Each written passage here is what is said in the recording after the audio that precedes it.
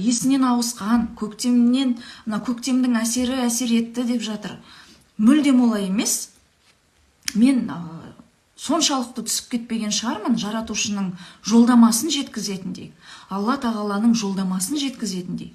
Алла тағаланың миссиясы бітті, балық дәуірімен ол кетті, жіберіңдер деп тұр. Қаншама мемлекет жібергісі келмейді, қаншама адам жібергісі келмейді. Өздеріңіз мына белгілеп, мысалы 22 күн тойлаймыз, 23 күн ораза ұстаймыз деп өздеріңіз белгілеп, мына оразаны числосын барлығын белгілеп отырсыздар. Оны жақсы біліп тұр. Адамды алдағанмен сіз жаратушыны алдай алмайсыз.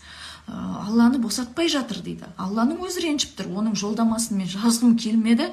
Жан-жихан парақшасына жаздым. Бұрынғыдай посредник болмайды. Бұрынғыдай мешіт, церковь, бұрынғыдай анау шіркеудегі әкейлер, бұрынғыдай молда, имам, ондайлар болмайды. Олардың миссиясы бітті.